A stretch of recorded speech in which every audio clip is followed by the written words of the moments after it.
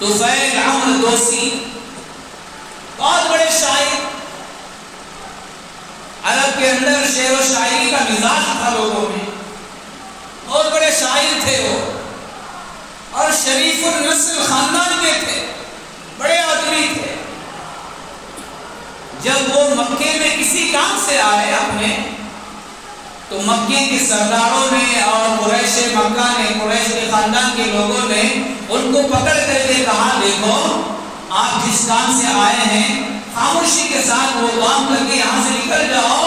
ہماری بستی میں ایک آدمی ایسا آ گیا ہے جو ہمارے درمیان ایک نئے دین کی باتیں کرتا ہے اور ہمارے لوگوں کے درمیان میں جدائی پیدا کر دیا ہے، بھائی بھائی سے جدا کر دیا، اولاد کو ماں باپ سے جدا کر دیا، خاندانوں میں پھوٹ ڈال دیا، ایک نئے طریقے نئی باتیں اس کی طرف سے آتی ہے، جو بھی اس کے پاس جا کر کے باتیں سنتا ہے وہ اسی کا ہو کے رہ جاتا ہے، ایسا لگتا ہے کہ وہ جادوگر ہے، ذرا اس سے بچ کے رہنا، اس کی باتوں سے بچ کے رہنا۔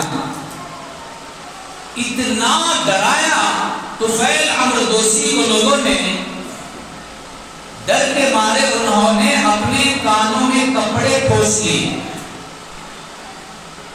کہیں ایسا نہ ہو کہ اس آدمی کے قریب میں چلا جاؤں اور اس کی باتیں میرے کانوں میں پڑ جائے اور پھر میری زندگی میں کچھ بدلاؤ آ جائے، میں اپنے باپ دادا کے دین کو چھوڑ دوں، ایسا نہ ہو۔ اس کے لیے انہوں نے کپڑے کانوں میں پھوس کر مکے کے اندر چلنا پھرنا کیا۔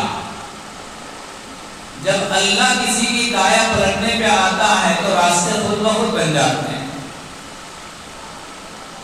ایک مرتبہ وہی طفیل عمرو دوسی حرم کے اندر کسی کام سے آئے تو دیکھا اللہ کے نبی صلی اللہ علیہ وسلم کھڑے ہو گئے نماز پڑھ رہے ہیں اور زور زور سے تلاوت ہو رہی ہے قرآن کریم۔ یہ جب قریب گئے اللہ کے نبی کی تلاوت کی آواز ان کے کانوں میں پڑی، دل گواہی دینے لگا کہ یہ کلام تو بہت اچھا ہے، یہ جو قرآن کی تلاوت ہو رہی ہے، یہ جو زبان سے آیتیں پڑھ رہے ہیں، اس میں تو بہت بھاری باتیں ہیں، بہت اچھی باتیں ہیں، بھلائی کی باتیں۔ دل میں جگہ بننے لگی، ارادہ کر لیا کہ اس آدمی سے مل کر کے پوری تفصیلات معلوم کرنا چاہیے کہ آخر ہے کیا ان کے پاس، کیوں مکے کے لوگ ان سے ڈر رہے ہیں، کیوں ان کے قریب آنے نہیں دے رہے ہیں۔ سننا چاہیے، اگر دل گواہی دے کہ صحیح ہے تو قبول کریں گے، اگر دل گواہی دے کہ صحیح نہیں ہے تو پھر چھوڑ دیں گے۔ سننا تو چاہیے نا، حقیقت کیا ہے وہ تو معلوم کرنا چاہیے۔ چنانچہ اللہ کے نبی صلی اللہ علیہ وسلم جب نماز سے فارغ ہو کے جانے لگے تو یہ پیچھے پیچھے ہو لگے، جب اللہ کے نبی گھر تشریف لے گئے تو یہ بھی ساتھ ساتھ ہیں۔ گھر پہنچنے کے بعد طفیل عمرو دوسی کہنے لگے کہ آپ کیا کہتے ہیں لوگوں کو، آپ کون سا دین پیش کرتے ہیں؟ تو اللہ کے نبی صلی اللہ علیہ وسلم نے اسلام کا تعارف کرایا، اپنا کلمہ پیش کیا، اللہ کی وحدانیت کو بیان کیا،